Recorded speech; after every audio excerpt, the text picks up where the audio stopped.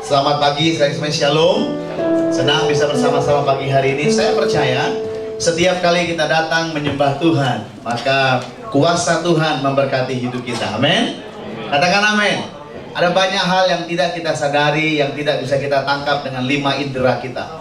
Tapi dengar baik-baik, kuasa Tuhan itu jauh mengatasi segala kemampuan daging kita, kemampuan indera kita. Amin. Mungkin Bapak Ibu sedang berdoa, bernyanyi, teriak, menyembah Tuhan. Tapi Tuhan bertindak melakukan penghadangan terhadap musuh kita. Tuhan sedang merubah situasi hidup kita supaya kita terus jadi pemenang, bahkan lebih daripada pemenang. Ya mau katakan amin? Baik, pagi ini bersama-sama kita akan melihat satu firman Tuhan tentang pikiran Allah. Boleh sama-sama katakan bersama dengan saya, pikiran Allah. Ya, God's idea, God's thinking. Jadi Bapak Ibu kasih Tuhan, kalau kita perhatikan baik-baik dalam Alkitab yang sering kita baca, maka di sana tergambar bagaimana Allah memikirkan dunia ini. Kalau Bapak Ibu menyimak baik-baik Alkitab, the Holy Bible that you read every morning, yang kau baca setiap pagi, maka ketahuilah Bapak Ibu kasih Tuhan, Dia sedang terus memikirkan kehidupan kita. Katakan amin. Artinya Tuhan serius dengan apa yang sedang kita lalui dalam hidup ini. Coba buka sama-sama di Roma 1 ayat 20. Let's turn your Bible together with me dari Roma pasal yang pertama ayat 20 dikatakan demikian. Yang sudah ketemu bisa sama-sama kita baca yuk. Ya. Roma pasal 1 ayat yang ke-20. Yang sudah ketemu katakan amin. Mari kita baca 1, 2, 3. Sebab apa yang tidak nampak daripadanya, yaitu kekuatannya yang kekal dan keilahiannya, dapat nampak kepada pikiran dari karyanya sejak dunia diciptakan, sehingga mereka tidak dapat berdalih. Nah, Roma mengatakan bahwa ada pikiran Tuhan yang dimateraikan, yang dibuktikan, yang diwujudkan oleh Tuhan lewat ciptaan alam, bahkan lewat kondisi hidup kita masing-masing hari ini. Jadi saya mau bilang begini, ada sesuatu yang sedang Tuhan pikirkan hari-hari ini. Karena itu mari kita belajar bagaimana supaya kita boleh juga berpikiran berpadanan dengan pikiran Tuhan. Kita buka bersama-sama dari kitab Matius pasal 16 ayat 23. Saya akan mulai dari kisah yang ini. Ya. Matius 16 ayat 23. Kita akan baca bersama-sama sekali lagi. Yang sudah ketemu, mari, 1 kita baca bersama-sama, 2, 3. Maka Yesus berpaling dan berkata kepada Petrus, "Hanyalah iblis, engkau suatu batu sandungan bagiku, sebab engkau bukan memikirkan apa yang dipikirkan Allah, melainkan apa yang dipikirkan manusia." Sekali kita baca, one more time, 1, 2, 3. Maka Yesus berpaling dan berkata kepada Petrus, "Hanyalah iblis, engkau suatu batu sandungan bagiku, sebab engkau bukan memikirkan apa yang dipikirkan Allah, melainkan apa yang dipikirkan manusia." Mari kita tutup mata kita sebentar, kita berdoa di hadapan Tuhan. Bapa, ini waktunya hikmat-Mu bekerja, membukakan rahasia firman-Mu bagi semua kami, supaya iman kami hanya bergantung kepada Engkau saja, Bapa. Urapi setiap kami, urapi hamba-Mu ini, Bapa, dalam nama Yesus, amin. Nah, dari ayat yang kita baca, maka ada 2 hal yang kontradiktif. Ya, perhatikan saya saja, saya akan bicara dengan pelan-pelan supaya Bapak Ibu bisa menangkap apa yang saya maksudkan. Sebab engkau bukan memikirkan apa yang dipikirkan Allah. So God has something yang sedang Dia pikirkan, melainkan apa yang dipikirkan manusia. Jadi saya bilang begini, ada pikiran Allah, ada pikiran manusia. Sama-sama katakan pikiran Allah, pikiran manusia. 1, 2, 3. Pikiran Allah, pikiran manusia. Coba lihat kiri kanan, bilang begini, Tuhan sedang memikirkan hidupku. Katakan pada kiri kanan. Artinya Dia peduli dengan apa yang sedang kita jalani. Amin. Baik, lanjutkan. Dikatakan begini, Pak, kenapa bisa demikian? Nah, kalau kita lihat secara konteks daripada ayat ini, maka di ayat ke-21, coba kita buka sama-sama yuk. Ayat 21 ya, kita lihat. Bentar. Di ayat yang ke-21 dikatakan demikian. Sejak waktu itu Yesus mulai menyatakan kepada murid-muridnya bahwa Ia harus pergi ke Yerusalem dan menanggung banyak penderitaan dari pihak tua-tua, imam-imam kepala dan ahli-ahli Taurat, lalu dibunuh dan dibangkitkan pada hari yang ketiga. Jadi ceritanya begini. Setelah Petrus membuat pengakuan bahwa Tuhanlah adalah Tuhan dan Juru Selamat yang diurapi, dan Tuhan puji dia, Tuhan katakan, Petrus, itu Roh Kudus yang mengajari kau untuk berkata-kata. Nah, sampai pada perikop berikutnya, perikop yang kita baca tadi, Tuhan Yesus mulai menceritakan apa yang akan terjadi, apa yang akan dia alami di hari-hari ke depan. Jadi dengar baik-baik. Tuhan memikirkan hidup kita bukan karena dia tidak tahu masa depan kita, tapi karena dia tahu masa depan kita. That's why he is thinking about us today. Katakan amin. Ya, dia bilang begini sama murid-muridnya. Di masa-masa ke depan, maka aku akan mengalami penyalipan, aku akan ditolak, aku akan menanggung banyak penderitaan, aku akan dibunuh, aku akan dikuburkan, dan tapi kemudian akan dibangkitkan.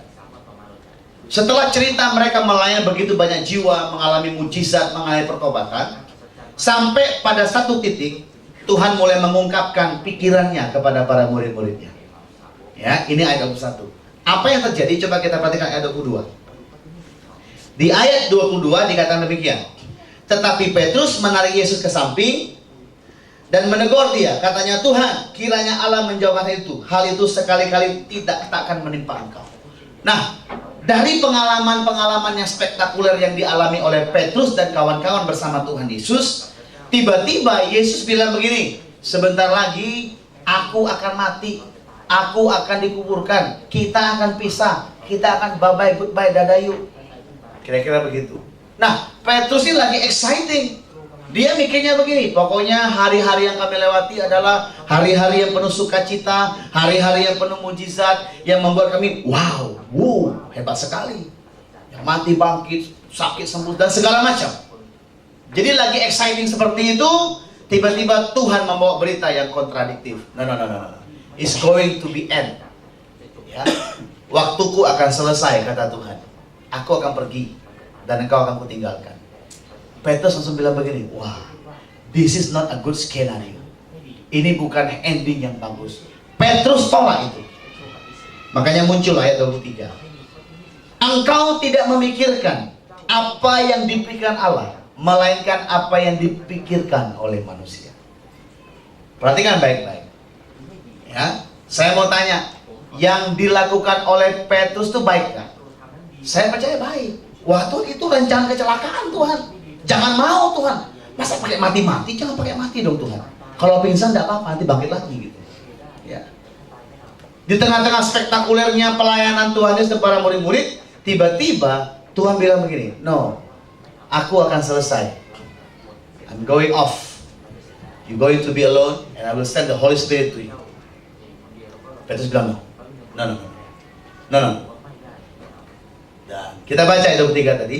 Maka Yesus berpaling dan berkata kepada Petrus, hanyalah iblis, engkau suatu batu sandungan bagiku, sebab engkau bukan memikirkan apa yang dipikirkan Allah, melainkan apa yang dipikirkan manusia. Saya mau bilang begini, bagi Tuhan, ada perbedaan yang sangat tajam antara apa yang Tuhan pikirkan dengan apa yang kita pikirkan. Yang mengerti boleh katakan amin. Nah, saya ajak kita lihat dalam versi bahasa yang lain, ya. Bahasa Inggris dikatakan demikian. But he turned and said to Peter. Yesus berbalik dan berkata kepada Petrus, get behind me, Satan. You are an offense to me, for you are not mindful of things of God, but the things of man. Dari ayat ini saya mau bilang begini. Yang pertama saya katakan ada perbedaan antara apa yang kita pikirkan dengan apa yang Tuhan pikirkan. Yang kedua, kalau kita berbeda cara pikirnya dengan Tuhan, we become lawan bagi Tuhan. We become the enemy of God. You are an offense to me. Engkau tuh sedang menyerang aku, kata Tuhan. Nah, pagi ini Bapak yang kasih Tuhan, di tengah-tengah kita menantikan janji berkat pemulihan dan kelimpahan. Saya mau bilang begini, mari belajar untuk kita mengerti pikiran Tuhan. Sebab kalau kita hidup tidak selaras dengan pikiran Tuhan, tanpa sadar kita berposisi berseberangan dengan Tuhan. Kita jadi musuhnya Tuhan. Yang mau jadi musuh Tuhan bisa angkat tangan tinggi-tinggi, biar kita doakan dan kita baptis lagi. Pasti nggak ada dong. Mungkin selama ini kita berpikir, kenapa Pak? Kok nggak bisa juga? Saya sudah segala macam. Mungkin apa yang kita pikirkan itu belum tentu apa yang Tuhan pikirkan. Mari sama-sama kita gali lebih lanjut. Nah, kenapa Pak? Kenapa demikian? Saya mau bilang begini. Dalam hidup ini ada banyak peristiwa yang seringkali kita tidak mengerti mengapa harus kita alami. Ya, perhatikan baik-baik. Padahal sesungguhnya Tuhanlah sutradara di balik semua peristiwa yang kita alami. Dia yang mengatur semuanya. Oke? Sebab kenapa demikian? Sebab Tuhan itu lagi bertanggung jawab untuk menggenapi Roma 8 ayat 28. Coba kita buka sama-sama. Itu apa Pak Roma 8:28? Coba kita buka sama-sama. Ya. Jadi dia adalah yang mengatur segala peristiwa, segala alur cerita hidup kita. Karena Tuhan sedang menggenapi Roma 8:28 bagi hidup kita. Coba kita baca sama-sama. 1, 2, 3. Kita tahu sekarang bahwa Allah turut bekerja dalam segala sesuatu untuk mendatangkan kebaikan bagi mereka yang mengasihi Dia, yaitu bagi mereka yang terpanggil sesuai dengan rencana Allah. Jadi begini, Bapak yang kasih Tuhan. Ada banyak peristiwa dalam hidup kita yang kita nggak mengerti kadang-kadang. Tetapi dengar baik-baik. Pegang ini di pikiranmu, di hatimu, bahwa Tuhan turut bekerja di dalamnya, di dalam peristiwa yang kita alami, sebab Dia sedang mendatangkan kebaikan bagi setiap kita. Yang jadi masalah begini, Pak, saya tidak lihat kebaikannya, Pak. I cannot see the goodness of God in my life situation. Saya tidak bisa lihat, Pak. Jujur, Pak, saya malah menderita, Pak. Kenapa demikian? Saya mau bilang begini. Karena ada sesuatu yang sedang Tuhan pikirkan, dan ada sesuatu yang sedang kita pikirkan. Dan yang jadi masalah adalah apa yang kita pikirkan ini berbeda dengan apa yang Tuhan pikirkan. Yang bisa ikut saya sampai katakan amin. Nah, coba kita buka sekali lagi Yesaya 55 ayat 8 dan 9. Kita baca sebentar. Sebelum saya kasih beberapa contoh bagi kita, ya. Yesaya 55 ayat 8 dan 9. Mari yang sudah ketemu bisa baca bersama-sama dengan saya. Yesaya 55 ayat 8 dan 9. 1, 2, 3. Sebab rancanganku bukanlah rancanganmu, dan jalanmu bukanlah jalanku. Demikianlah firman Tuhan. Seperti tingginya langit dari bumi, demikianlah tingginya jalanku dari jalanmu, dan rancanganku dari rancanganmu. Yesaya bilang begini, mesti diakui, seringkali ada perbedaan yang tajam antara apa yang kita pikirkan dan apa yang Tuhan pikirkan. Saya kasih contoh, ya. Di Alkitab, kita pakai contoh Alkitab tadi, ya. Tuhan janjikan anak bagi Abraham. Secara logika, Abraham sudah memasuki umur tua. Taruhlah mungkin zaman dulu belum ada makanan instan, masih makan alami, ya. Masih original food. Jadi usia 60, 80 masih bisa punya anak. Tapi Bapak tahu sampai berapa lama anak Abraham punya anak? Tuhan janjikan dia punya anak, tapi Tuhan tunggu Abraham sampai tidak mampu lagi punya anak, sampai Sarah tidak mampu lagi hamil secara fisikly, baru Tuhan kasih anaknya. So, see? Janjinya begini, engkau akan punya keturunan, punya anak. Tetapi kita begini, kalau aku punya anak berarti ya sudah, kami akan berhubungan sama istri, akan dapat anak, mujizat Tuhan bukan. Enggak. Setelah Tuhan lepaskan janji itu, ada 20 tahun lebih yang dihabiskan oleh Abraham untuk dia terima anak tersebut.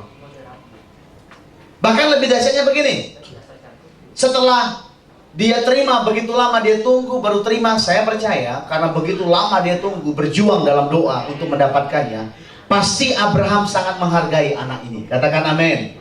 Setiap anak itu adalah pemberian Tuhan, karunia Tuhan. Karena itu mari kita hargai anak kita. Yang mau katakan amin. Nah, setelah begitu sekian lama Tuhan berikan, baru berikan, dia berdoa sesuai dengan janji Tuhan, bukan janjinya dia. Apa yang terjadi? Bahkan Tuhan minta kembali anaknya. Mungkin kita pikir gila Tuhan ya, apa iseng gitu ya. No. Ada sesuatu yang Tuhan pikirkan yang berbeda dengan apa yang kita pikirkan. Tapi kalau Bapak baca baik-baik, oleh karena Abraham lah, bukan cuma dia punya anak, tetapi Abraham bukan cuma jadi bapak bagi Ishak, tapi Alkitab mencatat Abraham menjadi bapak bagi